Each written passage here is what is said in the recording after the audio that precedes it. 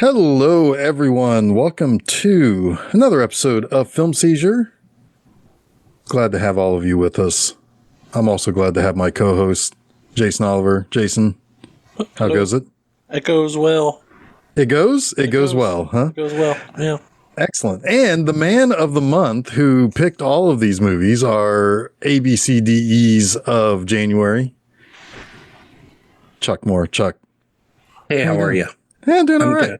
I'm good. I'm excited for today's movie. I'm excited for all these movies, actually. What does C stand for? Well, C stands for Collateral. The 2004 Michael Mann, Tom Cruise, Jamie Foxx vehicle.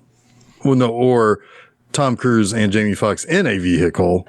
They're taxi. They're taxiing through this month. Decided to stop off and say hi, throw one of us off a building. It's cool. Yeah, they got five stops. Five stops. Yes.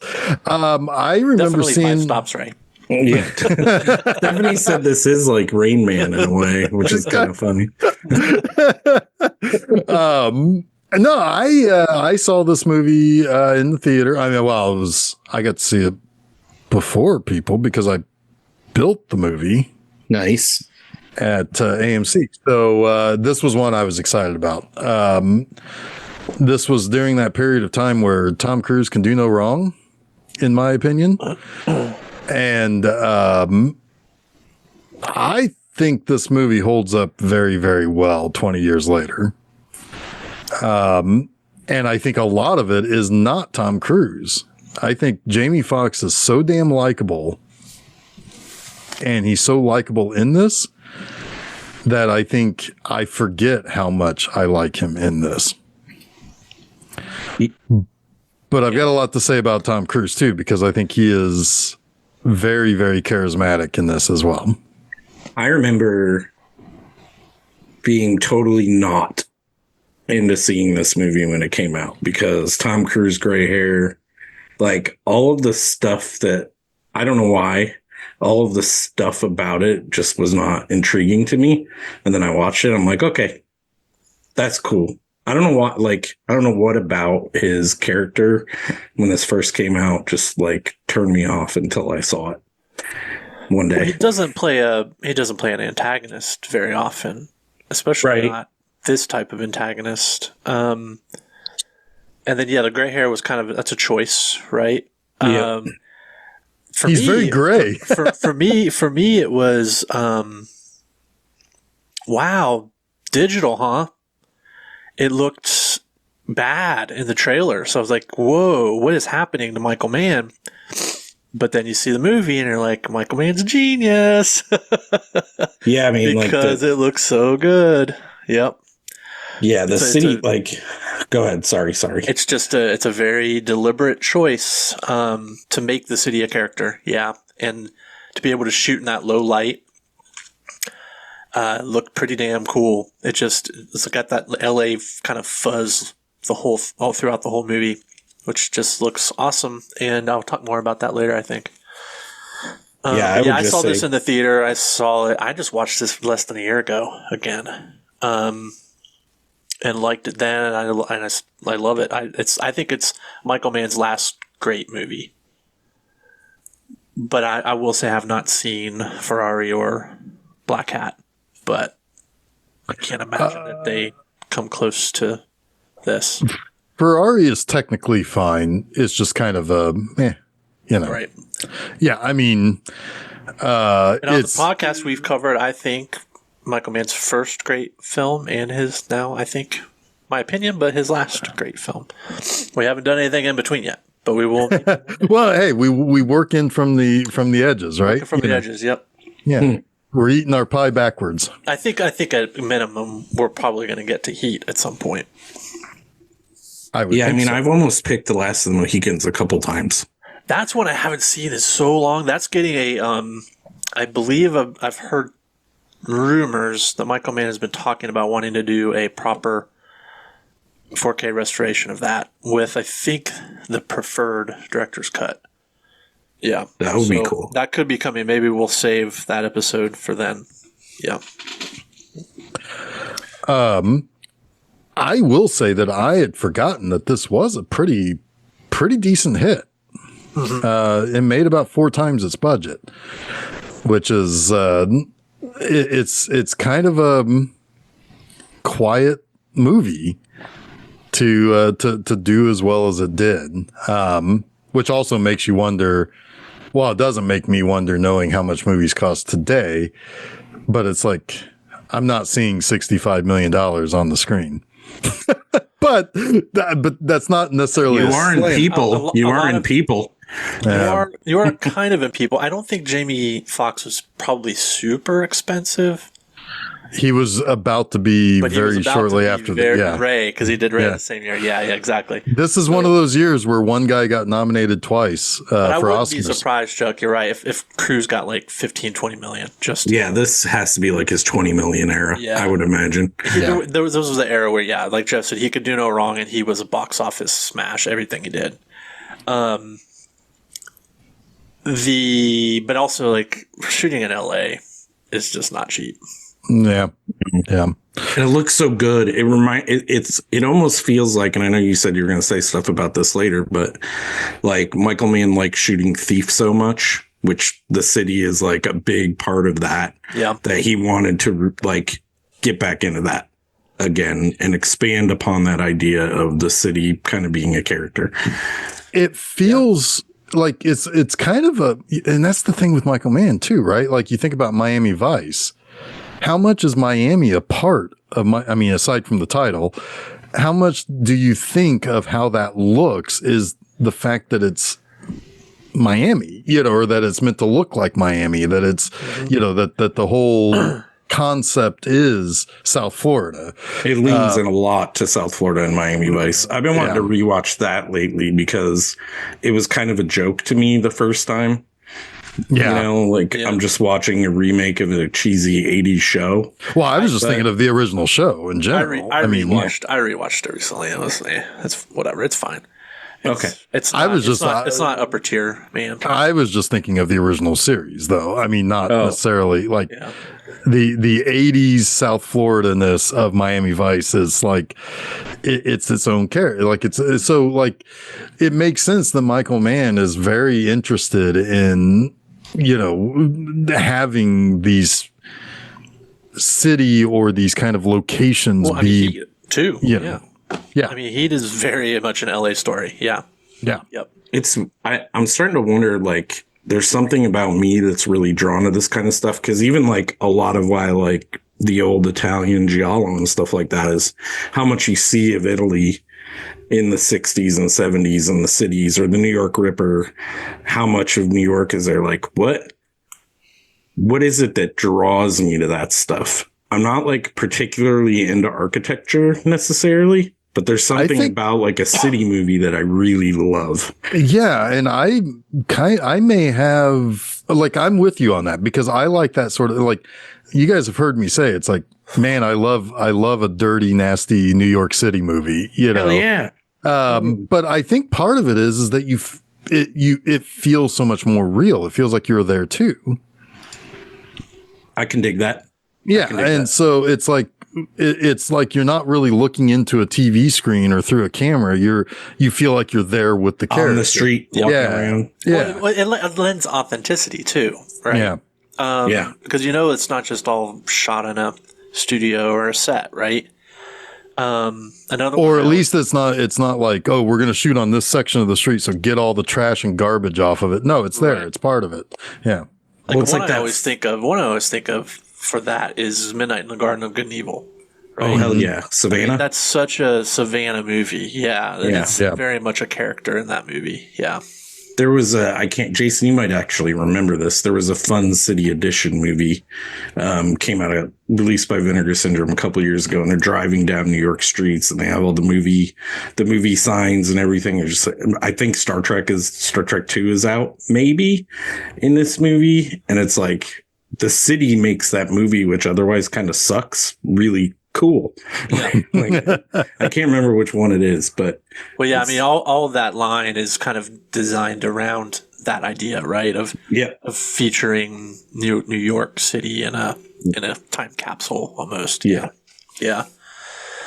Yeah, I it is always fun. loved that. I always like the old 42nd Street, like, movie market. Yeah. Like looking at what's playing. Yeah, I love that. Oh, any movie in which they go by a theater, that's made of that time, so it's like, I mean, obviously we just talked about Babylon last week where it's like, he's purposely going in to see a movie. I'm talking of its time. Yeah. I'm looking at whatever I can see. And the same thing kind of goes for any time that you're watching a movie that's in present day Las Vegas, like in the 70s or 80s, like who's performing tonight at the Stardust or whatever. Which hotels are there? Yeah, exactly. If the Bellagio is not there, you can place it kind of like, Oh yeah. If the Flamingo is still there, it's of a certain time. And Yep. So it's that's, I mean, part of that is fun. And this is a movie this also has something else that I very, very much like. I have realized over the last couple of months or so, I really like movies in which there are significant long scenes with two people in a taxi. It's a very specific thing, but I watch even a car, a taxi. It's specifically a taxi because there is something about the interaction of the driver and the passenger that can be interesting if done right. Like a couple of months ago, I watched Daddy-O, and I was engrossed from minute one. It's like I am into this idea. Have you seen Locke? No. With Tom Hardy? Check it out. Don't like it. Is it a guy driving a taxi? Oh boy. Well, it's different, but yes. It's all in a car. The whole movie is in a car. Yeah. Okay. The even the scene in Pulp Fiction is great for that like kind of way. How does it feel? Long like you're saying. How does it feel to kill a man, Chuck? Yeah. De la Lobos. But yeah, so it's there's something comfy about that concept, right? When you have like the pleasant taxi driver. Now, obviously, someday we're going to probably talk about Taxi Driver, which is a whole other thing. But there is something about like, the friendly guy who is getting to know you by driving you around. And there's something comfy to me about it. And then it helps when you have a likable guy like Jamie Foxx. But he is kind of a taxi driver arc too, in a way. Well, he's got a face turn as opposed to a heel turn. Right. Yeah. Go ahead, Jason. I also like there's another layer on top of this movie that another kind of movie I like is that gimmick movie of the person who is put upon who is unable to act of his own free will. He's prevented. It's like that. It's not cat and mouse, but it's you're boxed in, right? You're boxed in. Like I think of movies like Phone Booth with Colin Farrell, right? Mm-hmm. Or to some degree, like the 3:10 to Yuma is kind of like that, where it's these two guys are kind of playing this game of chess, right? I like movies like that where you're strategizing against each other, and sometimes you have the upper hand, and sometimes they have the upper hand, and it keeps going back and forth. Well, the problem is they start at such opposites, though, like in terms of their skill in this scenario. But there's something to be said about like a lot of those movies too, where you're boxed in. There's some kind of personal growth that isn't happening in the situation that you're put in, where you were physically boxed in, makes that physical growth happen, right? The stuff that you're not doing on your own kind of is bred out of this situation because you're forced to do it. Yeah. I'm almost thinking like Fight Club too, right? Because you've got like, this is going to be the most beautiful day of your life, right? That whole thing with Tyler Durden, right? Telling Edward Norton, Cornelius or whatever, that, it's when you're put upon, when you're forced to do something that you wouldn't normally do is when you grow, right? Yeah. Awaken something within you. Yeah. Totally. Interesting that we all got so much out of a movie about a serial killer in the back of a taxi cab. Yeah, right. Yeah. Not really a serial killer, a hitman, but a hitman. But the original idea, he's complex in his simplicity, right? Right. And Yeah, there's a lot of philosophical, ethical questions that are bandied about throughout this movie. well, What a it's really the good exact one. same, Yeah. and it's exactly the same as Thief. Yeah, That entire movie, Yeah. he's trying to figure out his exit plan, absolutely. and how can he be normal and have all the things he wants while having to do something very bad. It's right there in Heat as well. Robert Yep. De Niro's character, that's what it is. Like you got to be able to give up everything in 2 seconds flat when the heat gets too hot or whatever, right? Right. That whole concept of an exit plan, of getting out but always getting pulled back in, right? It's all. Yeah. I think too, De Niro and what's his name in this Collateral? Tom Cruise's character. Vincent. Those two guys probably travel in the same damn circles, right? It could be the same world. They're both very much the same type of sociopath, right? And Like, someday they will there's be a code turned of toward each ethics. other. There's a code of ethics that they follow, and they don't like to have to divert from the plan. But if they have to divert from the plan, they're more than happy to improvise. And if that means killing people that are in their way, that's the way it is, right? Right. And it's very much the same mentality of those two guys. It's go ahead, Chuck. I was just going to say the way that Vincent convinces himself that's okay is amazing in this movie. Well, he has to do it to Jamie Foxx too. Yeah, that's what I'm saying. That you learn what his thoughts are by how he talks to Why Jamie. he tries to convince Jamie Foxx. Yes. Yeah, and Because Jamie Foxx is crazy, but it's something that he's had to convince himself over years and years. Yeah, because Or he maybe immediately spots that Jamie Foxx's Max is like, this guy's a clean freak. If something's out of place, it's not going to work. So, and he recognizes that he's a very plan-oriented, straight path guy.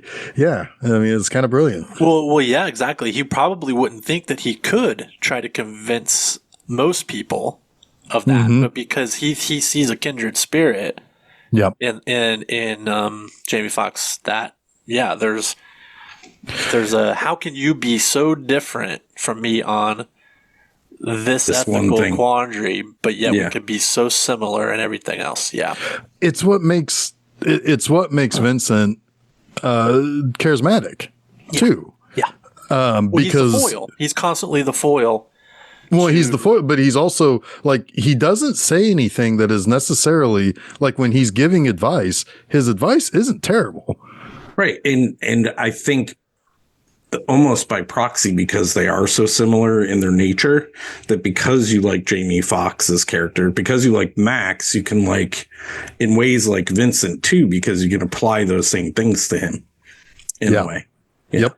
It gets complicated. It's so complicated too, because you wonder, that when he's gonna kill Max, He's gonna off him. Yeah. He's gonna off him. But at the same time, you almost see him trying to win Max to his side, so he doesn't have to. He almost doesn't want to, right? Right. It's and I even fascinating. like, it is fascinating. We're not there just yet, but I even like the way that Ruffalo's character tells you, oh, he's going to kill him in the end, in not like a hammer on the head kind of way, when he's talking about the other scenario where a cop was convinced that there was someone else in the cab. Right. It's not like hammer over head shit. It's good storytelling. Yeah. Because it's like, it's off to the side kind of, if that makes sense. But it also, like, it puts it in your head if it wasn't already there. That Right. It's probably It's the the way letting it's you gonna go, know. but maybe it won't. Yeah, exactly. Yeah. Yeah, because those are good. That's a whole other side of this movie that's really good too. The figuring out what happened to their witness, the first guy. It's a good detective movie. I love it. And I love detective movies like this, where what happened, the audience knows what happened, and you get to watch the detectives figure out what you already know and how they get to those conclusions. You should watch Columbo. Yep, it's Columbo. Fair enough. It is, isn't it? It's the exact opposite of Perry Mason. It's Columbo. So yeah, let's get into what this is, because even the beginning is really clever, because you have this sweet cab ride where Max, you're getting to know Max, and like he knows everything about the city. He knows how long it takes to get places. He even makes a bet with his fare, like, oh yeah, I'm just going to go this way because it's quicker. And he's like, I'll give you a free ride if I'm wrong. Even before you see him hit the streets, you see him meticulously cleaning the inside of the cab. Yeah. Like you get a real sense of who this guy is. Like he wants a clean cab. He's ordered. Yeah. And he does it because of what his ambition is, which is he wants people to enjoy riding with him. Yeah. Yes. Because his plan is and he tells the story a couple of times over. He wants to buy a town car that is not a taxi. It's not quite a limo, but it's like it's a ride you never want to stop.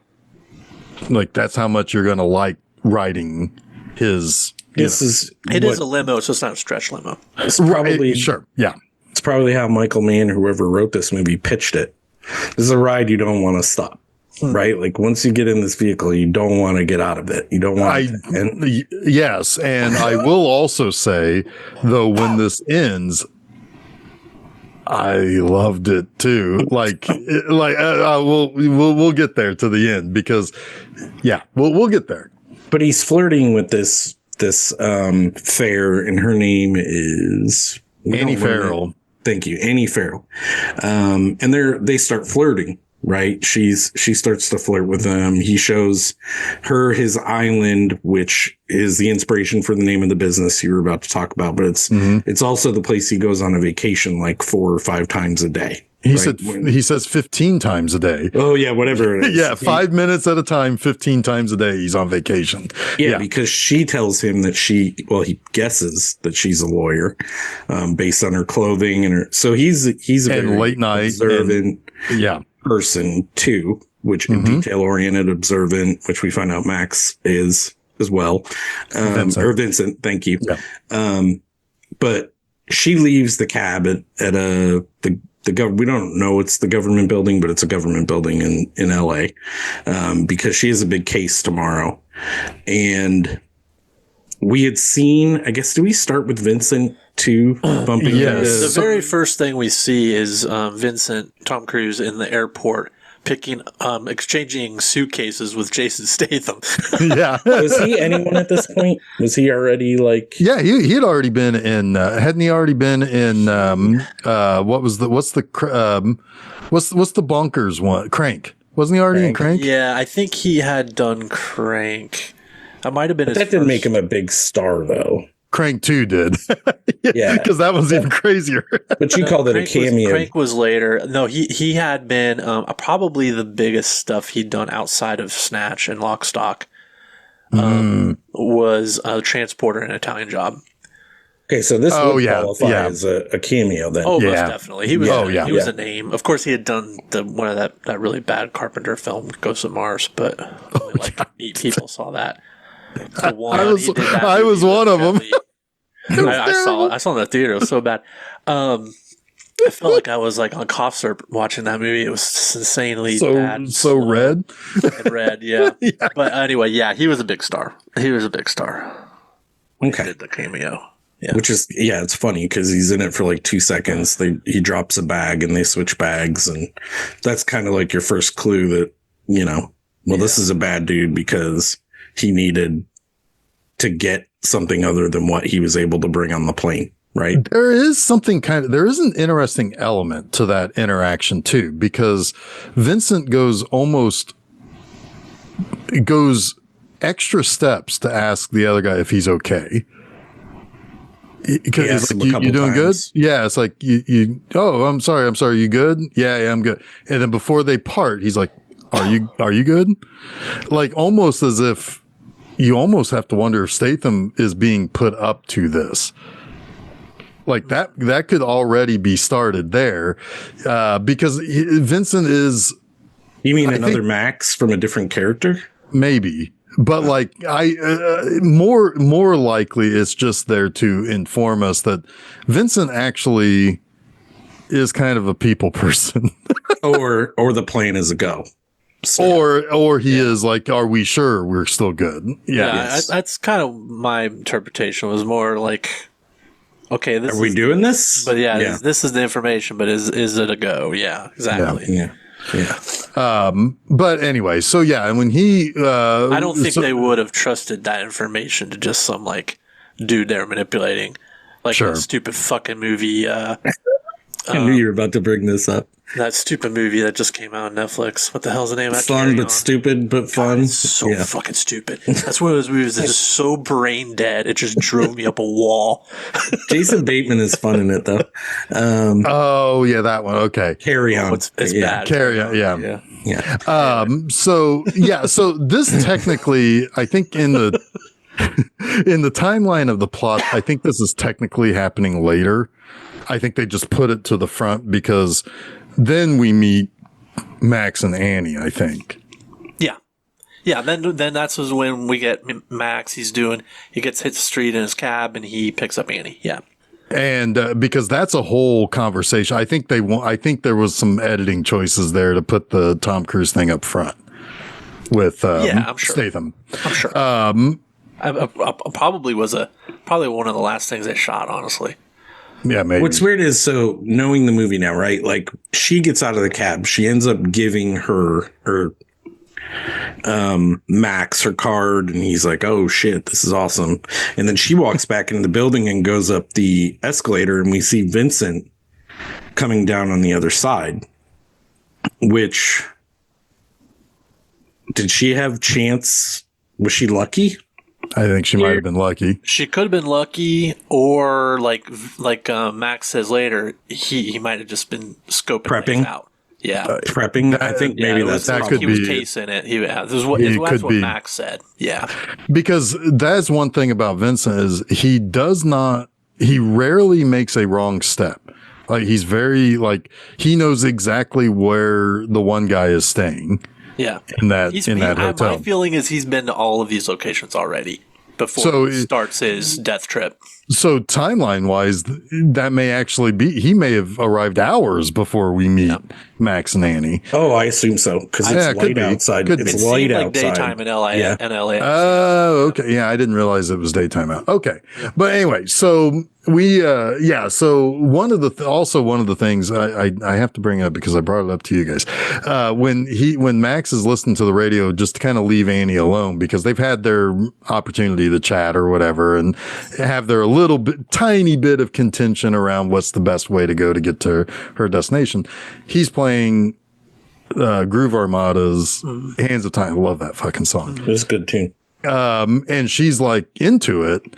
And that's what gets them into having you like the classics? Yeah, he gets into a more personal conversation, which, I guess classics in that time was like 3 years old. If the song's 3 years old, it's more likely it's the singer behind it. That's the classic angle. But or he's joking and we just don't get it. Yeah, it could be that too. Or they had intentions of another song and they got to put something more modern there. But anyway, but that's what kind of breaks the ice a little bit further between the two of them. And you get the impression it's like they're having meaningful conversation here. So then, yes, this is when Max then picks up Vincent.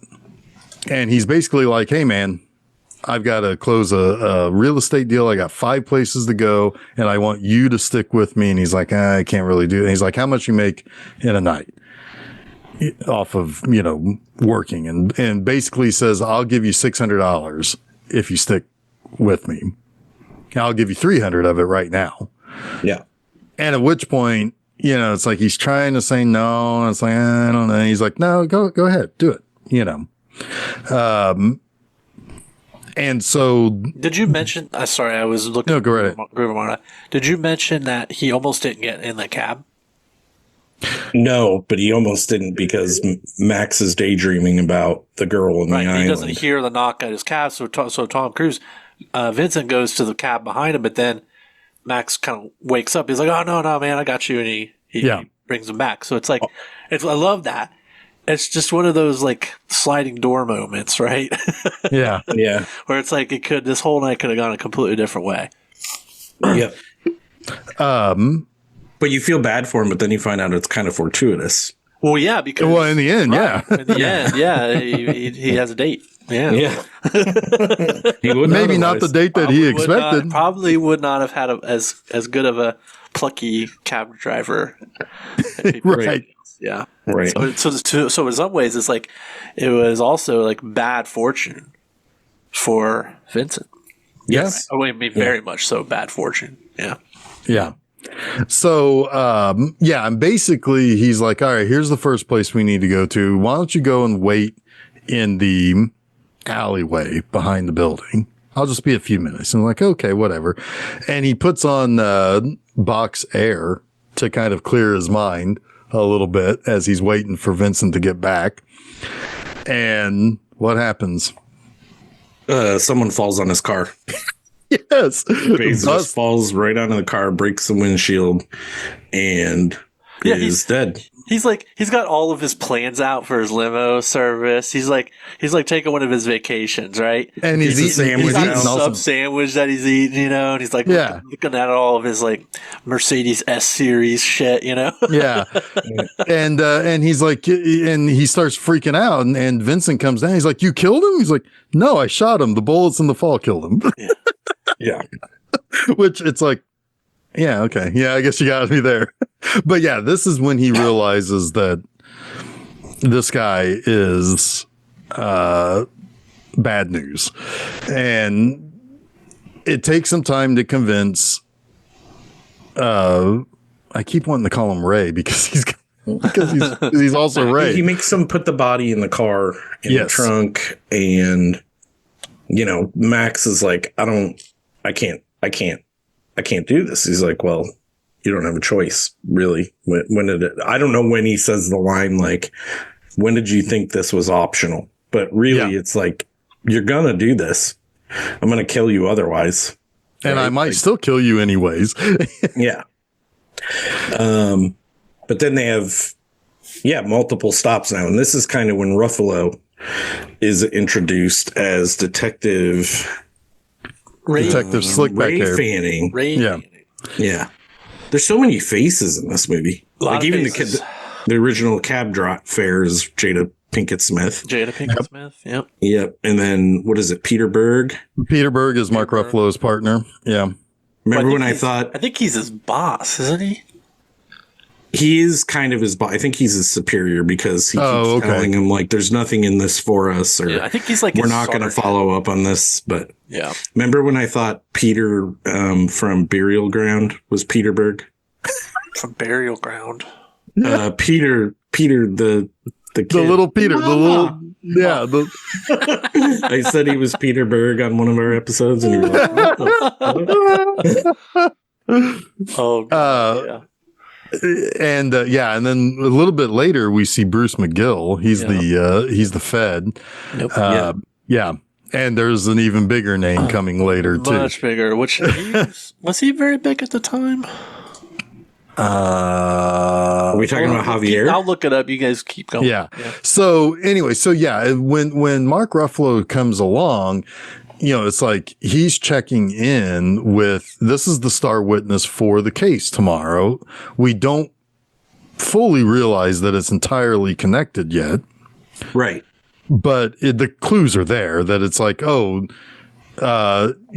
Annie's big, gigantic case tomorrow deals with the people that Vincent has come to pick off one by one. Right. And so Ray Fanning has come to check in on the guy who was knocked off the balcony and onto Max's car. And he realized like, oh shit, we need, it's like we've got a crime scene. We've got this is a murder, but we don't have the body. To which I think that's when Peter Berg is questioning. It's like, what is this here? He's like, well, it's like we just have some glass on the ground, and like the lady CSI lady was like, well, we've got blood here too. It's like this is very obviously in the glass. Yeah, it's happening. Something bad's happening, and Mark Ruffalo won't let it go. So he's going to go to the hospital, to the morgue. Well, this is when he tells the story importantly too. He's like, do you remember that cab?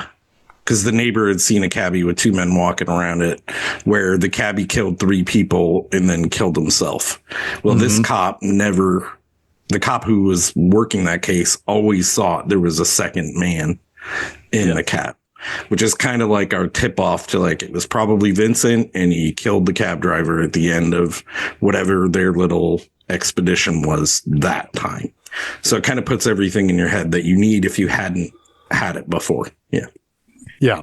Go ahead. And so basically, yeah, he's just, he is going to follow every possible, like, he's a good cop. Like, he's a good detective. He's following every hunch, everything to its conclusion. And that includes him coming to, he's going to go to the morgue and he's going to see if a body has shown up. Meanwhile, you still have Max and Vincent driving to their next to their next locations. Is it the second one in which it's their next stop where he's zip tied to the steering? Yes. But before he can go in and do the job, Max's boss keeps radioing him. Because he was pulled over before they got here to this one. Oh, yeah. Because of the smashed windshield. And this almost goes sideways real fucking bad.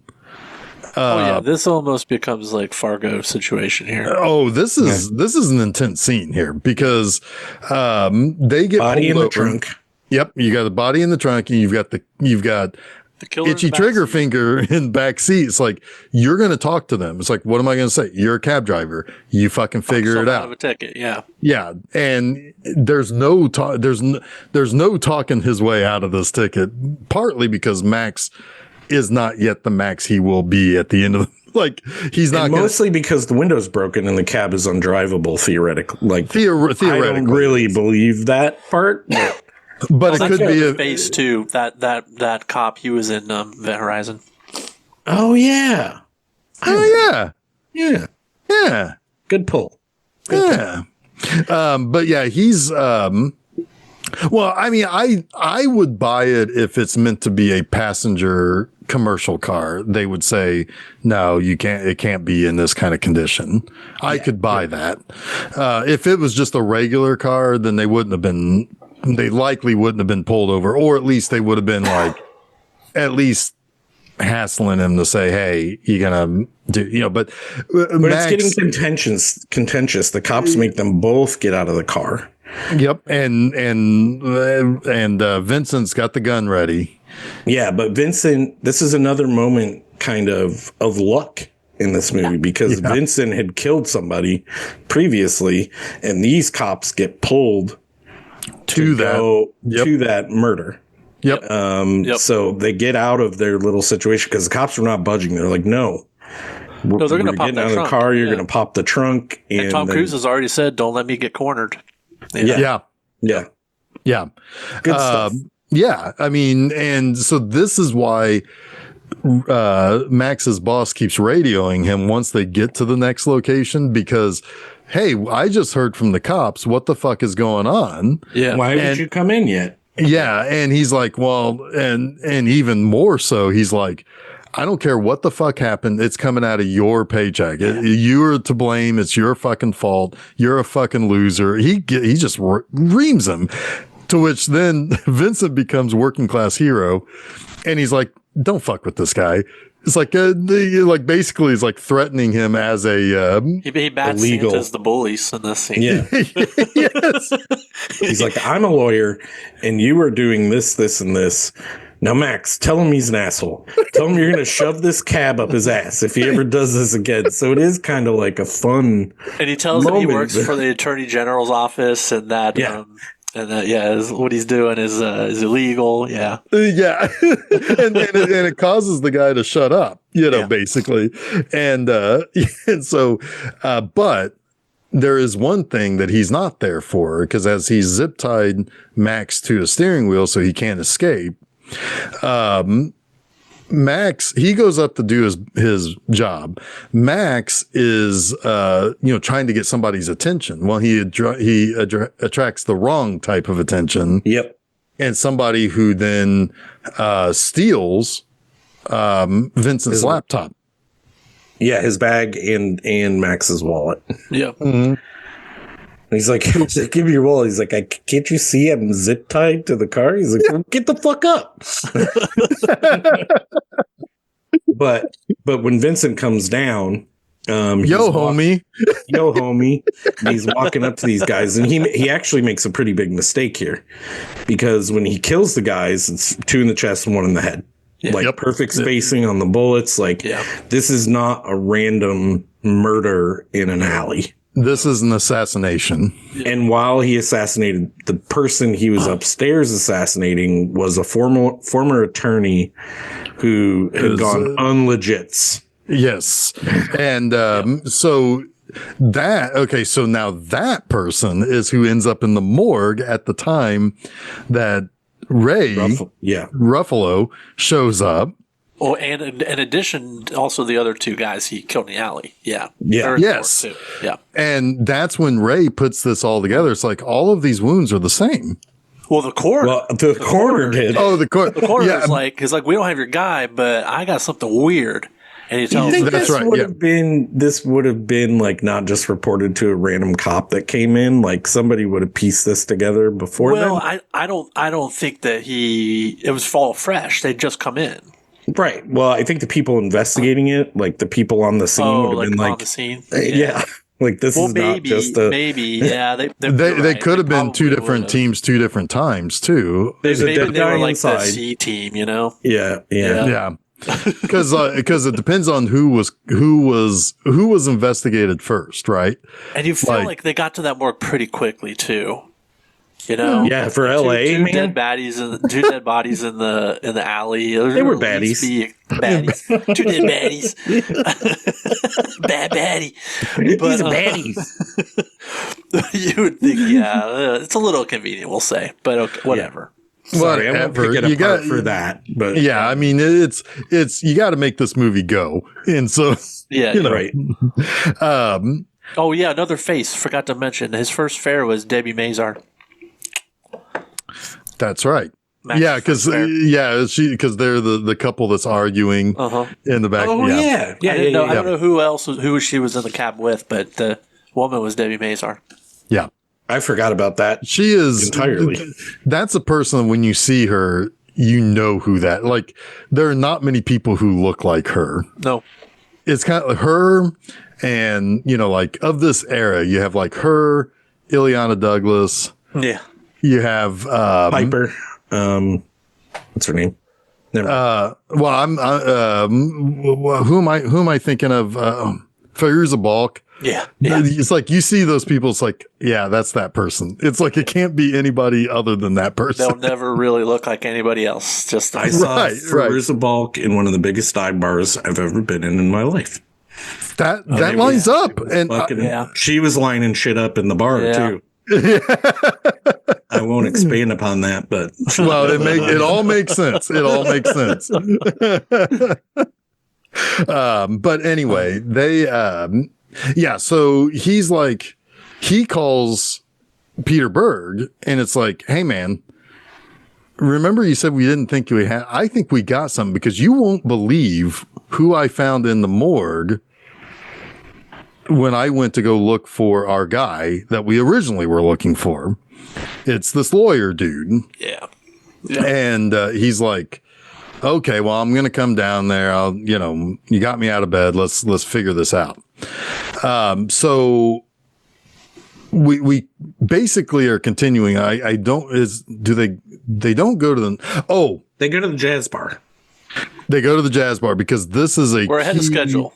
Yeah, and it's a key moment in how Max begins to deal with Vincent going forward. Yeah. Shortly. Yeah. Yes. Because something happens here that Max is not cool with.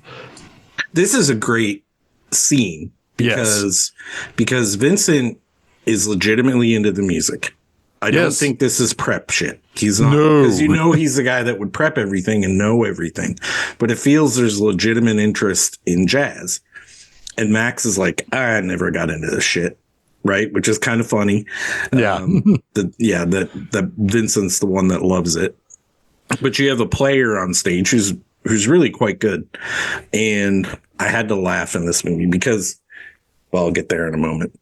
He pays the waiter like $100 or whatever and says, hey, invite that player over after. I got to talk to him.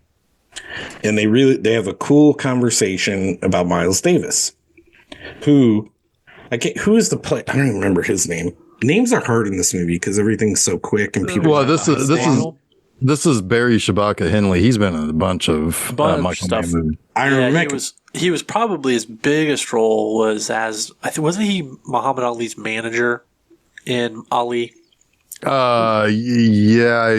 Yes, I believe so. I think so. But anyway, he's the owner of the bar, which he bought after he was doing other things, which are like, okay, he was either in jail or he was doing bad shit he doesn't want to talk about, which should have been included because I'm kind of just enjoying this.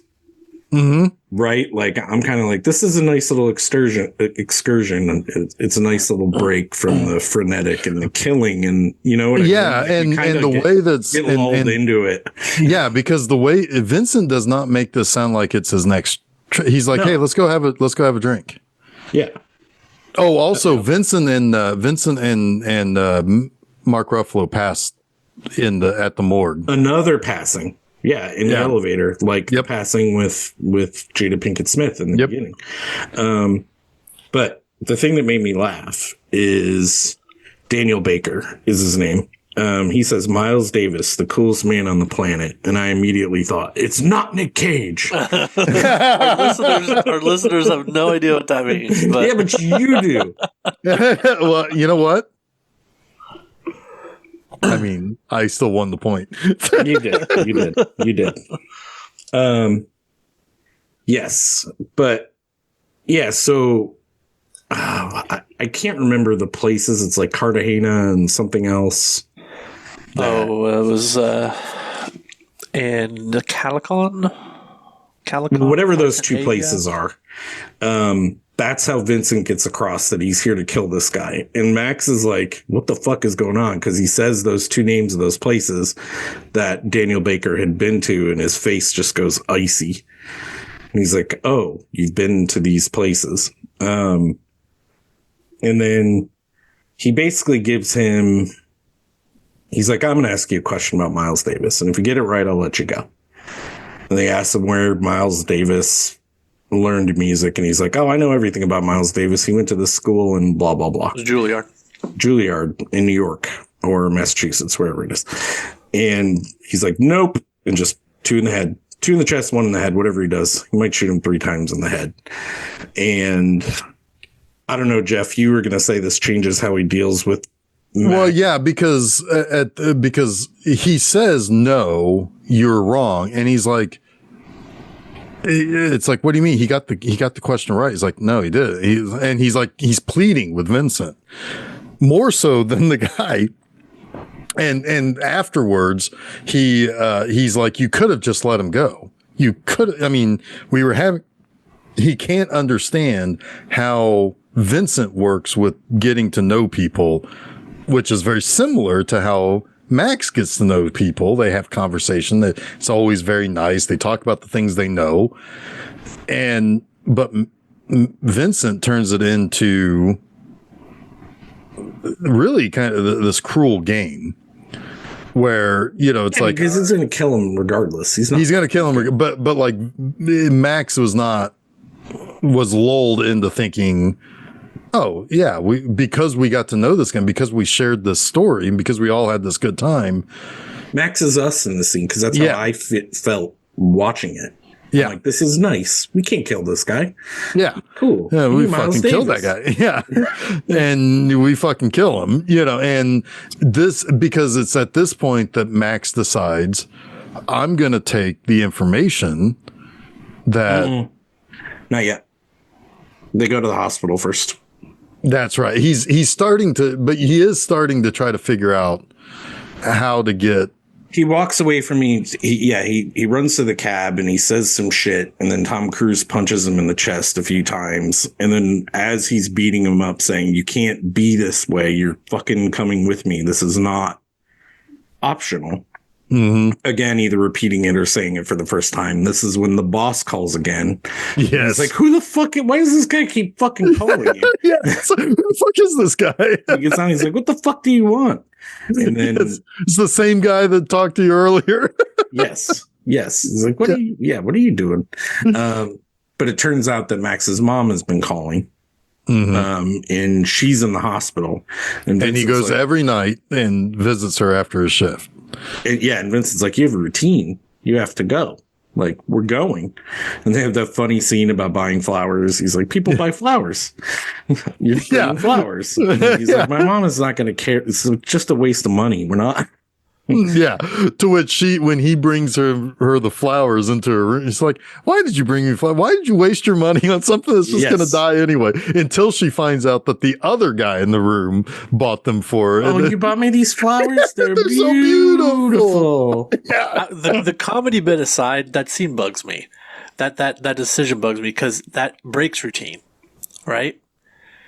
So it's kind of like,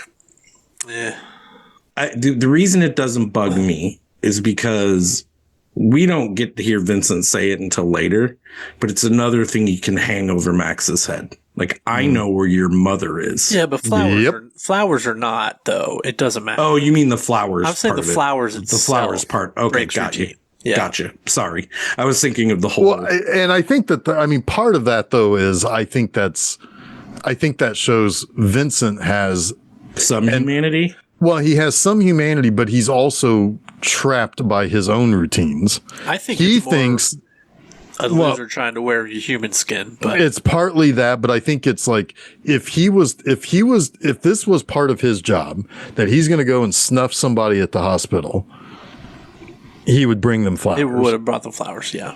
Because that's what people do. They bring flowers. Another thing we learn in this scene, though, is that Max is not really the perfect person.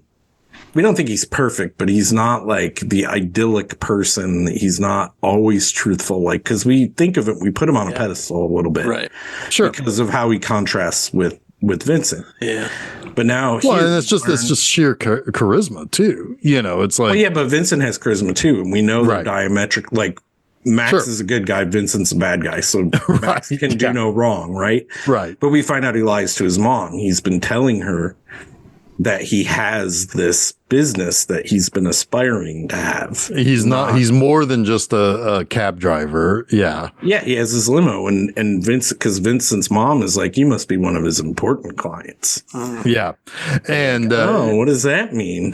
Yeah. And he's like, no, I'm not any more important. But then Max does try to play it off to Vincent by saying she just hears what she wants to hear. Yeah, that's bullshit. But that's bullshit. That's him. He's embarrassed. He's been found out that he is not the squeaky clean guy that he portrays. Right. It's partly a wink to us. It's like, I'm not that squeaky clean. Don't you think that mom is dead no matter what at this point? I mean, she's seen him with Max. Oh, yeah. If things don't go down the way they do, yes. But Max is, I mean, if we're thinking clearly here, Vincent is going to kill Max. That's going to happen. Yeah. Right? But now, when people ask questions, they're going to go back to Max's mom at some point. No, I agree with you. I'm saying if things don't go down the way they do. So she's now on his list, though, right? Yes. No matter what. Yeah, yes. Okay. All right. Yes. She's she is the very next stop after he finishes his job and kills Max. Yeah. He's going right back to that fucking hospital. Yeah. Okay. Yeah. All right. Yeah. Agreed. Cool. Okay. I'll tell you. Okay. So now this is Max does use the distraction of his mother to Vincent, because Vincent and his mother start having a conversation, and he slips away with Vincent's bag that's got all of his info in it. Yeah. And we gotta have a scene of Tom Cruise running. Yeah. Always. So he runs Man after. likes to run in movies. He does, man. He does like to run. He's he's good at it. He seems very fast. He does seem very fast for a little guy. Yes. I mean, well, it's all the compact stuff. I mean, I was kind of a fast little guy. He always does that very like upright. It's almost like the T1000 run. It's good form. It's good athletic workout form. Very good posture. Yeah. Pumping those arms. Yep. Yeah. You can almost see him pumping the arms like with his hands out as opposed to like a little T-Rex. Yeah.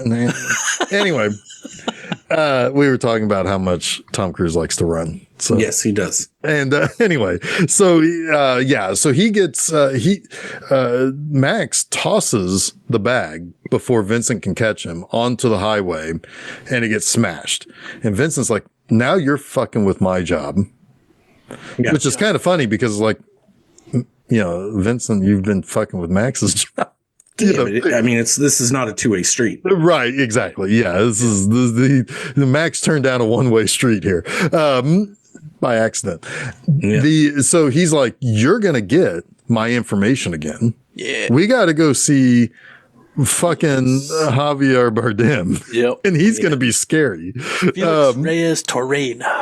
Yes. He's fucking tremendous in that, like, that small part. Yeah, so he is, but we asked if he had been a big name yet, and kind of, like, definitely in Spain and Mexico. And he had done his first English language movie in 4 years before this, in Before Night Falls, which was very well received critically. But he wasn't a guy. He wasn't Chigger yet. In 2004, he wasn't Debbie Mazar yet, he also wasn't one of the most successful Bond villains yet either. Yeah, right. I mean, he definitely had not done Anton yet, which is years later. Which is really I think when Javier Bardem entered the American zeitgeist. Yeah. Yes, for sure. Yeah. Anyway, we posed that question earlier, and I just answered it. Yeah. So they go to his club where he's at, and he's basically like, "I'm not going to get this. You fucked with my job. These people can't see me. Nobody sees me," which is another clue that Mom is dead. Yeah. He's like, also fucking Max is going to be dead too. Yeah. Yes. I mean, if Max is no fool, he knows. I mean, he says near the end. Yeah. Well, which is, I mean, we got a scene coming up here very shortly where it's like, oh, thank God he's getting out of this situation. Oh, maybe not. So it's like, you're going to go in. It's like, well, what do I tell? It's like, you just tell him you're Vincent. You tell him my name and that you need to get this stuff. And he's like asking, it's like, do you get any vacation time? Well, how many days off you get? He's like, why? Quit stalling and get the fuck in. So he goes in and he's very meek when he gets to the door, and at the same time that he's at the door talking to the security people, we realize that some people that had cameras on the building that's when we see the feds. Yeah, we see the feds. At first, we don't really know who they are until Ruffalo and Berg show up. Bruce McGill and his partner. Yeah. Yeah. And so they have been casing, obviously, Felix's place because he's the subject of the big case tomorrow. Mm-hmm. So they're watching, seeing, and they're like, Ruffalo comes in, he sees the cab, and he's like, hey, look, the window's smashed in, kind of piecing everything together. Like, hey, we had a guy fall out of a window. There's glass everywhere. There's all sorts of stuff. Around. Yeah. Yes. We got this guy who we haven't seen before going to the club, called himself Vincent because they're able to get a microphone on him. Yeah. Yeah, they piece the audio together and they're like, I'm hearing Vincent. So of course, we're thinking, oh, fuck, man. He's like totally incriminating himself, Like he's exactly what Vincent wants to happen is getting Yeah, I mean, if that's his ulterior motive, it's fucking perfect. Yeah, right. Like if it is, it's getting reinforced. Yeah, all of the evidence. Yeah. yes. Well, but yeah, and thankfully, Mark Ruffalo is a good cop and won't let anything go. Right. Yeah. But yeah, and so yeah, he gets into the into the club. He finds Javier Bardem, and he basically is like, yeah, I need a copy of that list again. Which, I mean, you would think that, I mean, he could die, right? Oh, absolutely. He probably should have. Right. And, and it's like, basically, he ends up. What's the story that Javier Bardem tells him about? Black Peter. Oh, yeah. Yeah. It's Black Peter. He's like Santa Claus. Yeah. He's like Santa Claus is, he has a guy who watches the bad kids. And what if the bad kids, or what if the guy who watches the bad kids fucked up and lost his bad kid list? Wow, Santa would be really fucking mad. It's really great. And the way he delivers it, because it's such a silly but kind of dark story, but the way he delivers it, you're like, this man is fucking scary. Yes.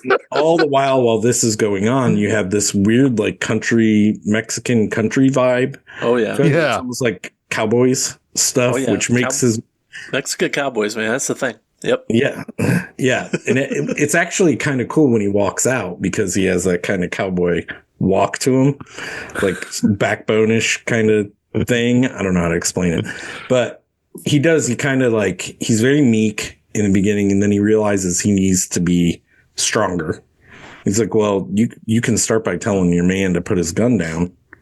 And I can't remember if anyone remembers exactly what he says here, but he's just tough, right? Yeah, he grows a pair. Yeah. Which I think is kind of the first sign that he is growing into what we will see pretty much the second half of the movie. Right. It's the step after him stealing Vincent's stuff and throwing it, like the first time he really grew a pair, and now his pair is growing larger. Yeah. I mean, like, that first time is deception and distraction. This time it's actually backbone. Right. Well, I think throwing that dude's shit over the bridge is pretty backbone-y too. Yeah, that's taking some initiative. That's ballsy, I would say. That's what I'm saying. I know, but this is like actually like standing firm and being like not taking a chance that that's you what I'm pay saying. out. It's growth in that thing. It's growth in the exactly. thing. Yeah. So anyway, but yeah, he gets a thumb drive from Felix. Yep. And so basically the chase is back on, but we now start to realize, you start piecing things together, and you realize that the hit list is the witnesses, or the people who who can be fingered, basically. Well, if you didn't know, the cops tell you now. Yeah, exactly. And so they figure out where the next place to go is from it, because there's the third guy, the third person on the list. It's the fourth person on the list. You're right. Yeah. Fourth person on the list is at a nightclub. They know what nightclub he's at, so they're going to go and head them off, basically. And this is a pretty good scene, because, just to set it up just a little bit, the feds are like, this is our deal. Mm-hmm. Whoever I can't remember. Richard Wiedner, Peterberg, is like, we have nothing to do with this anymore. It's 4:00 in the morning. I'm going home. And Ruffalo's like, fuck you. So we have Ruffalo, who's going to the scene independently because he doesn't believe that Vincent is Vincent, because they're all convinced, or Max is Vincent because the feds are convinced he is. And they're going to go extradite the witness and kill Max as Vincent. And then we have Max and Vincent going there. And Max like, if you don't take me there and go in with me, I'm going to go kill your mom right fucking now. Like, that's the deal. So that's the setup. Right. So go ahead, Jeff. Sorry. Yeah. And so when they get inside the club, Vincent also is like, okay, we're going to take two different paths, basically. Yeah. You go 15 feet forward and 3 to the right. Yep. And which That's a very particular order to get. Right. But anyway, and it's crazy inside, so crazy that not everybody, until the gunfire starts happening, realize Tom Cruise is just walking through this fucking club with a gun. Right. Well, there's also like a bunch of guards with guns, so it's kind of commonplace. Yeah, maybe, I guess. Yeah.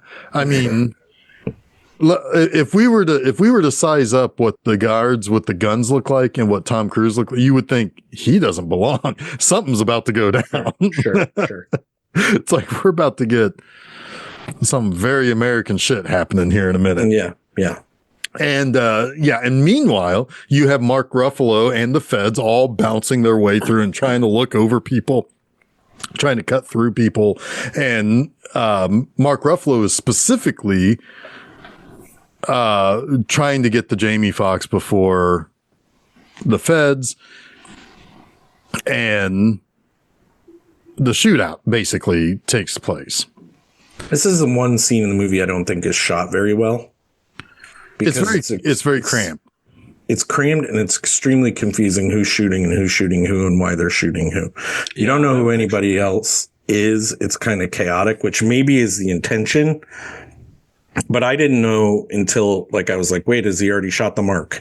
Who got shot? Did Jamie Foxx just get shot? You don't really know what's going on. And it's because of the imagery, I think, not because you're not supposed to know, if that makes sense. Yeah. I mean, cause there is a lot of people. It is very chaotic. I mean, story wise, I understand why chaotic could work. I also think that this is Vincent being a little bit too much of a wrecking ball here, because as we've already said that, he's not opposed to killing anybody in his way. The problem is when you have to kill 5, 6, 7, 8 people in your way, it starts to become a bad scenario. It's one thing to have the guards, but then the feds are there, and he doesn't realize that the feds are in there with him until the shooting starts happening. Right. And the cops are about to take Max down. And then that's the other thing. I don't know who the two people are fighting with the gun and why it gets shot when it hits the cop in the leg. It's why are they fighting? Is that a fed and a guy? And if so, why did he attack him? I do know that one of the feds is about to shoot Jamie Foxx, and Vincent kills him first. Sure. Well, that's after the cop gets shot in the leg, though. Right. You're right. Yeah. Yeah, it's insanity at this point.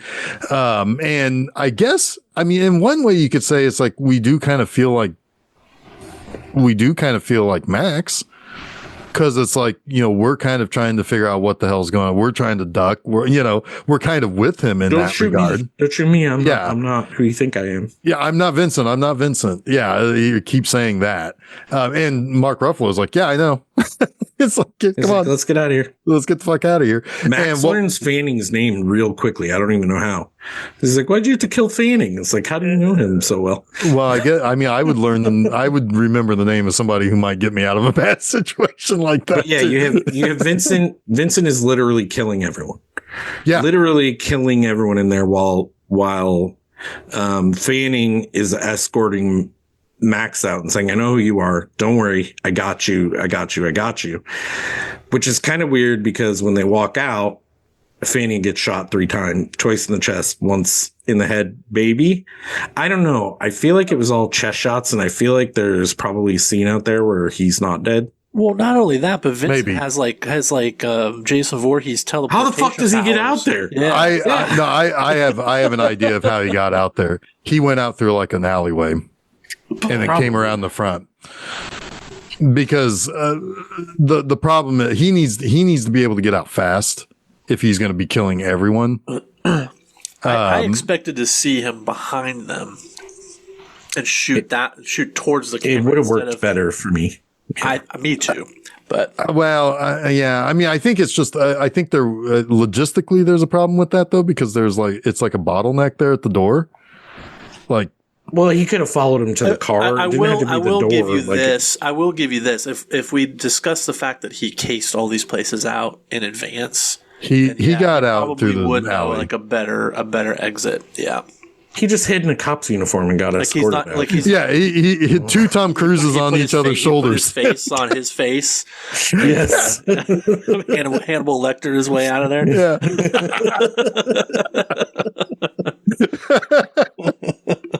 Thanks for at least getting what I'm saying. Thank you. But yeah, he kills Fanning, and it does. I did think, because I haven't seen this movie in many, many years, I'm like, he's gonna be back. You would think. I mean, yeah, I don't think he got hit in the. I don't think he got hit in the head. I think he just took a few. So if he was wearing a vest, he could have come back. Could have, and maybe maybe in a uncut version or like another version of the script or something. Writes the novel Collateral 2. You never know. Maybe He's done it for Heat. Yeah. And now Max Max is now really pissed off. He's really mad now. Because it's like he's even more so trapped. He had a chance to get out of this. Cops are now dead. This is a shit sandwich, and he's not having a good time here. And he's really starting to build up that will to fight back, realizing I'm the fucking guy driving the car here. I'll just wreck it. Well, before that, we have that really good ethical conversation, right? Like he tells Vincent, like, you don't even know what anyone's thinking. Like, you don't know anything about anyone, and your brain is like shut off or whatever to everything. And that's when Vincent asks the question about Rwanda. He's like, have you ever heard of Rwanda? I don't know if this is a scene before. Rwanda is quite a bit earlier, because the ethical conversation is basically around, what do you care if this one person you didn't know die? Like 1 million people died in Rwanda. It's like, did you care? Did you just go about your day? Right? Did you join fucking Greenpeace? Yeah. So Vincent is trying to convince Max of the insignificance of human life, right? At the end of the day. And that's probably something that Vincent does feel. Like, he probably has no empathy for other human beings. That's why he's a hitman. He just lacks that piece of machinery, right? Yeah, he's not going to have... he liked killing Daniel Baker, honestly. He had a reaction after that one, but we don't have to go into that. Yeah, maybe. But now the discussion has turned to kind of Max throwing all that back in Vincent's face, like basically telling him he is a lizard person, right? Yeah. He calls him a sociopath. He's trying to get a reaction out of Vincent. He's trying to finally get him off balance, right? And it's kind of working, but he's also at the same time, he's got his foot on the gas, and he's accelerating, and Vincent's getting nervous about that. And he keeps telling. Well, Vincent tells him. Yeah, Vincent tells him, like, you're never going to do anything. You're going to wake up one day and you're never going to have done this, and it's going to be your own goddamn fault. You're not going to have your limo company. You were never going to do it anyway. You're not even going to call the girl. Yeah. Yeah. And then because he knows of Annie's card, and and that's when Max snaps, and he says, something I wrote down. He says, the standard parts that are supposed to be in people, they aren't in you. Yeah. But he does. He just starts driving faster and faster and faster, and kind of realizing he's in a no-win situation. He turns the car over and wrecks them both. And I love when he's like, oh, not wearing a seatbelt. And then Vincent's trying to find his gun. He can't find it. He grabs a piece of metal and just starts beating him. It's almost comedic through the cab window. Yeah, it's comedic because there's no power in whatever he's doing. Which is crazy. Like, he rolled that car fucking great. Like, if you don't have a seatbelt on in the back seat, you're probably dead. I'm sorry. You probably broke your neck or flew out a window or yeah. But not Vincent. But this is not Tom Cruise. No, he's indestructible. He's a little guy. He's all compacted in. He's bitching impossible. Yeah. But he runs away, Vincent. Because the cops are coming. Because the cops are coming. Yep. Yeah. And the cop is like, hey, buddy, sit down, relax. You were just in an accident. And Max is looking around, not really disoriented. He's trying to figure out where Vincent is going. And then he gets that. He's like, hey, man, I didn't do anything, like, well, whatever. And the guy's like, just calm down. But then he sees sees the dead body in the trunk, which we had forgotten about. I forgot about. Yeah. I was like, oh, it's shit. like, oh, yeah, there's that guy. There's a body in there. Yeah. Oh, because that was another thing that at one point in time, Vincent had told him earlier about something. It was something about, it's like, what are you going to do? You're going to kill them too? He's like, you don't have enough room. Or he was talking about the cops. You don't have enough room in the trunk. You don't have enough room in the trunk for them. It's like, yeah. Oh, man, I guess we can mention it after this. So while Jamie Foxx is getting down on his knees because the cops believe he kills this person, he looks at the little tablet that Vincent had put the thumb drive into and sees the picture of Annie. And he's like, oh, fuck, basically. Yeah. And he has to flip the cop over, cuff him to the car, grab his gun and say, hey, I'm going here. Someone's going to get murdered. Right. And then he runs off with his gun. One thing we do have to mention is earlier when they were kind of getting along, Max and Vincent in their weird way of getting along is, Vincent had said, you know what? I heard one time a man died on the subway system or the train, whatever you want to call it, the MTA. I can't remember what they call it. Yeah, I can't remember what it's called. He rode it for like a whole day before anyone realized he was dead. That's when he was talking about the meaninglessness. Yeah, it's like people didn't even notice that guy they were sitting next to was dead. Yeah, so what the fuck you care? He says something curious about that too. He says that LA is too sprawled out, too disconnected, and it's like, aren't you disconnected, Tom? Yeah, yeah, or Vincent. Yeah, yeah. Yeah, yeah, because he doesn't like the city because it's a reflection of himself, I think. Yeah. Well, and he's also like all of this conversation around like the value of life. After the first death, Max kept asking, it's like, who was that guy? What was his name? Did he have a family? Did he have a kid? Did he have a wife? And it's like, what the fuck do you care?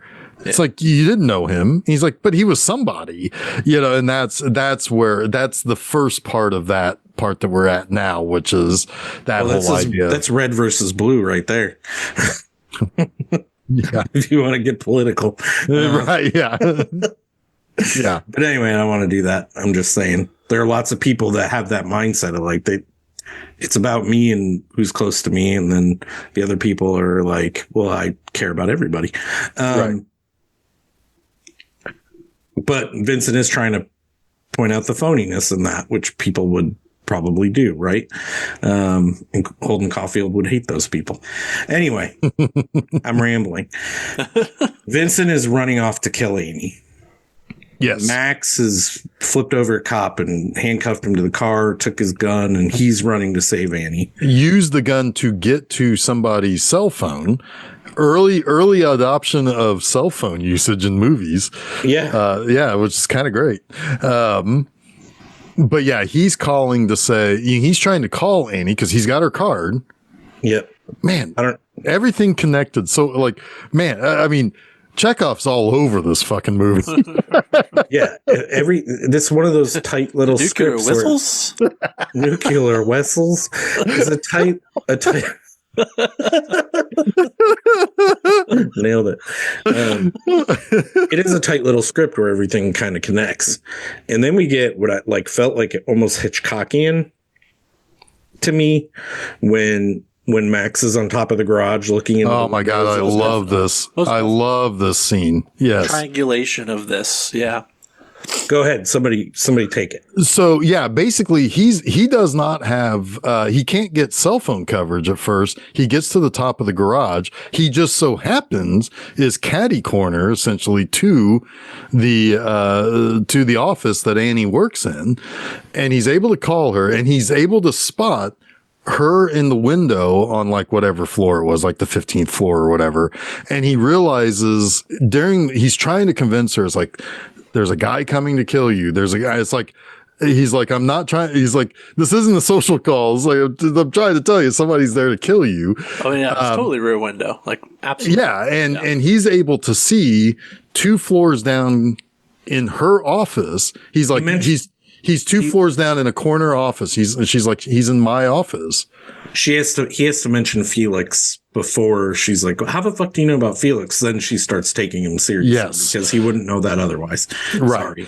No, that's fine. And so like basically he's watching her talk to him on the phone, and he's watching him rifle through her office. And then he realizes that she's on another floor. And he's like, he's coming for you. Because it's a fucking great scene. Yeah. Vincent sees the phone lit up and he's like, ah. Yep. The storage room or the records room or wherever it is. The library. She's doing her research in. And, and it's a great scene. It is fantastic. It's very Hitchcockian. It's very suspenseful. And just his trying to get her to believe him is so intense. And because you know what Vincent's going to do. Like, he's not fucking around. And you know how wild it is for her to have the cabbie she had a drive with like 30 minutes earlier calling him saying all this crazy shit all of a sudden. Like, yeah, if this is a joke, like, fuck you, buddy. Yeah, exactly. But then Vincent turns into Jack from The Shining. Yes. He grabs an axe and he basically knocks out the power to the electrical system in the building while she's trying to call the cops because she's finally convinced. Max sees all the lights go off and he's like, oh, fuck. And then he takes off running. And and he's got to bust into the door. But of course, the first time he tries to throw a trash can, it's almost like a comedy scene. There are some funny scenes because he's like, it's like, oh, I'll take this trash can and knock through the window of the office building, and it just bounces off. It's that bulletproof, shatterproof glass. Yeah. Right? Well, it's not bulletproof as it turns out. No, it's not. But yeah, it's certainly trash can proof. But he does get into the room and he's able to basically help her get out. And they catch a train. So here's Chekhov's train. Yes. Along with Chekhov's gun and Chekhov's DA and Chekhov's cab driver. Even they're all here. Scene where Vincent is staring at 2 trains and he's like, which one would they have gone on? And he's going through like his mind and of how he knows Vincent, because even know which way Vincent would have gone when they left the building. Right? Because he's observant. He knows this man. He's like, this man is a traveler. He would go to the trains. Yeah. Right? Like, because you mean Vincent watching Max, trying to figure out where Max. Yes. Yeah. Sorry. Because Max was Vincent in this movie and like, it gets confusing. Yeah. But yes, they get on a train and they're like, oh, and then they realize Vincent figured out. Yeah, Vincent's in the back train, so he's coming car by car which is that always works for me when you're going car by car like that, and you see him coming. It's like, oh, this is good. This is good. You only have so much time. How many cars are there? We don't know. Not many 6, more. We know if it's 9, but we know it's decreasing. Yeah, and it's limited one way or another. And Tom Cruise can run if he needs to. He can run. And you have like a very kind of Western scene here where the train stops and the doors open and Vincent just gets out and he's pointing his gun, waiting for them. Like if they get off the train, they're dead. So they have to stay on the train. And Vincent knows that he's on the right train because he knows he's got a limited time to get back on. Right. Right. And he jumps in, he continues to make up his ground. And then we have a little bit of like, I think that's another nod to 310 to Yuma, actually. Probably that is. Sequence. Yeah. It made me think of that movie. I think Russell Crowe does that in something like that. Well, I was thinking of the original, but yeah. Yeah. Well, yeah, I mean, yeah, whoever Russell Crowe is in the original. But yeah. But that's interesting. I didn't think about that till just now. So we do have another fortuitous moment here. I don't quite know how it works, but they both end up on either side of train doors and they just start shooting.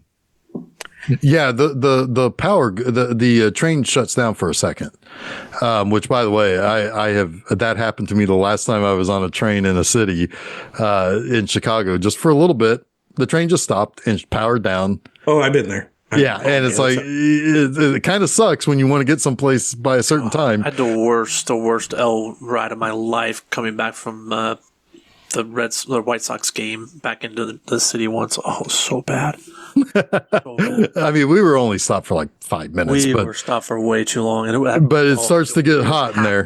We were packed in there too. It was like, oh, this so suck. So suck. But anyway, and so like they basically just fire at each other through the window. So the windows are shattering. You don't know who's getting hit, and they both run out of bullets. No more bullets. No more bullets. But then you start to see a blossom. As Vincent's going to reload, he drops the clip, and you see his shirt, his pristine white shirt is getting awfully red. Yeah. And then he goes and sits down, and then Max comes out with Annie, and then Vincent's like, if somebody dies on a train, do you think anyone will notice? And then yep. And then they get off at the next stop, and you see the train move on with Vincent riding along with it. And the movie just ends, and it's kind of perfect because it's like nothing more to say here. Movie's over. His insignificant life is now off into the train system, never to be noticed for at least a day, probably. Well, I imagine the cops will find it sooner or later because that's their first stop. Is Jamie Foxx and Jada are going to the police. Oh yeah, and there is one more. I mean, there was at one point at least one or two other people on the train. Yeah. So they know something's up. They certainly heard some gunfighting. Yeah, and they certainly saw a guy with a gun because they were freaked out by it. Yeah, but yeah, no, this is a tight little thriller. So it's good. And I was reading, the original idea was to have Russell Crowe and Adam Sandler, and I actually kind of like that too. Adam Sandler? Yeah, by this time he was doing some more dramatic stuff. The first picks, yeah. I kind of like that pairing as well. I mean, I think we got the best pairing. Well, it says Mann then approached Tom Cruise with the idea of him playing Vincent and Adam Sandler in the role of Max. So maybe he wanted Sandler and Tom Cruise together. I don't know. Yeah, I mean the earliest two were Crowe and Sandler, and then there was some talk of Robert De Niro as Max, which is interesting in some ways because of the Travis Bickle character, and then it would be almost too obvious, but a little bit too obvious. Yeah. The studio poo-pooed that. I could see Sandler as a cabbie, honestly. I could see it. And Cuba Gooding Jr. turned down a part. Maybe as Ruffalo? Max. Oh, as Max. Yeah. That would have been a good role for him too. But he said he would have been, due to concerns he would be miscast. Maybe it would have been Ruffalo. Yeah. I mean, if he was in this movie, it wouldn't have been as good as it gets, though. Sorry, we covered that this month. Call back. No, and I do like the idea. Stuart Beatty, who wrote this, he was talking about the idea came when he was only 17 when he got the idea. He was riding in a cab after getting like off a plane in Sydney or somewhere, wherever in Australia. And he started kind of noodling on the ideas. Like, surely cab drivers have picked up serial killers, right? It's like what that kind of interaction would be like. And it was a good idea. It's a real good idea. Yeah, this is a good one. I like that Tom Cruise modeled his character on Alain Delon from Jean-Pierre Melville's Le Samurai. Le Samurai is like one of the great Hitman movies. It was hugely inspirational to John Woo when he made The Killer. The Killer. Yeah, makes sense. That makes sense. So what would you say, guys? 3 for 3 this month for the most part? Oh, one other thing. Yes, but one other thing too. I want to mention a little bit more about how this movie was shot. Oh yeah, it's very unique. Like Michael Mann knew he wanted a specific look for this movie, and he found that he would get the closest to what he wanted in the easiest way by shooting on digital for the night scenes. He wanted LA to look a specific way. So he shot all of the exteriors digitally. He shot all of the interiors on 35 millimeter. But then with the film stock they chose and the development method they chose it to specifically to make it look as close as possible to the digital footage. So it have that like low light grain a little bit. And then with the digital footage, they did a video out to 35 millimeter. So it was all like you built the movie, in 35 millimeter when you projected it, Jeff. So it was all in 35 millimeter when it was shown. But it's probably one of the only times, definitely the first time anyone ever tried to match 35 millimeter film to digital. Usually, like people are trying to do the opposite of that. Yeah. That's crazy. Yeah, weird. I mean, it looks great. It looks great. Yeah, it really does. It was sort of jarring, I think, at first when I saw the trailers for it. I was like, oh, it looks like crap. It's like, oh, is it going to look like, 28 Days Later or something like that? Because the 28 Days Later is one of those ones of two where it's like, man, this movie looks like crap. But you watch it, and it works. Oh, it works. This is an intentional choice in some ways, yeah. And later this year, when we get to 28 years later, all shot on an iPhone to make that look, bring it full circle for that series. No, I mean, there is something about watching this movie where, I mean, you do feel like you are in Los Angeles watching this. Yeah, I mean, it very perfectly kind of captures that murky, but also bright. Like the city is always lit. Yes. Right. But it's also like always a little like shady, a little murky. You never know what's around the next corner. Like the way that this LA looks in this movie is unsettling. It's very New York in the 80s kind of look in a way. Yeah, just not as sunny. Like that old like 70s film stock. Yeah. Yeah, for sure. I see it. Like that little bit of that shitty sheen that Jeff always talks about. Yep. Yeah. It's almost Canadian, this movie. Well, if they would have shot in Vancouver, it wouldn't have cost $65 million. Probably Maybe you need a little bit of that shitty sheen. I don't know. Jason, I do believe you have a score for this movie. Do you not? Wait, what do you mean? Aren't you gonna give this movie a certain score? Oh no, that was just for you and me, Jeff. I'm going to give our listeners aren't going to fucking understand what that is unless they're fans of Mr. Sausage on YouTube. Well, I don't know. I have to give this movie 4 Mark Ruffalos. There you go, Mr. Sausage. Don't cease and desist. Ordinary sausage, but Mr. Sausage. Ordinary sausage, but he's Mr. Sausage. Well, he is because his wife is Mrs. Sausage. Yes. Fuck that guy. Chuck is not a fan. He is not, but I've got the stuff. Ordinary sausage up there. So, anyway, I guess to clarify, what happened was Jeff texted me, I give this movie 4 Mark Ruffalos, and I said, damn it, I was going to make that joke. I meant I was going to make that joke to him, but he beat me. I didn't mean I was going to make that joke on the podcast.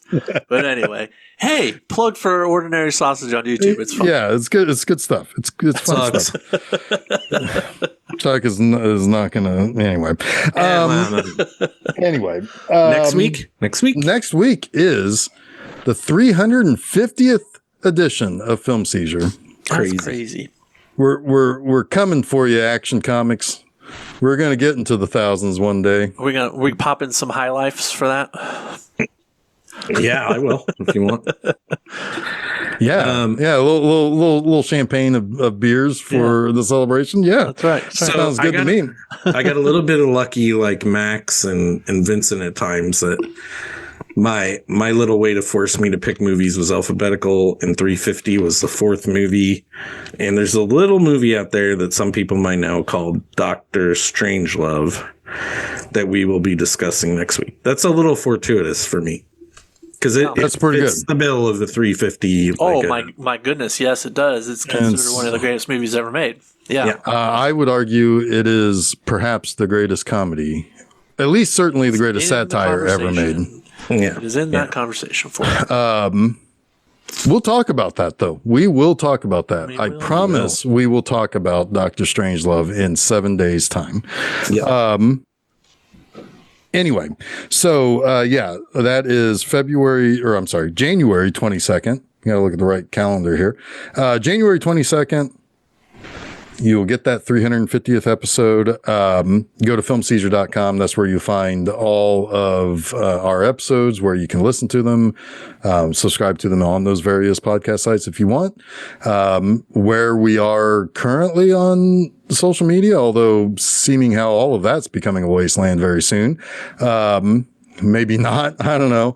Go to the website and find out. Are we still on Facebook? I don't know. Or can we start saying weird shit on Facebook and not be nice? Anyway, we will find out in time. But also, if you go to filmseizure.com on Monday, the 20th, I have Godzilla versus Gigan on Monster Mondays. So nice. Take a listen to that if you would.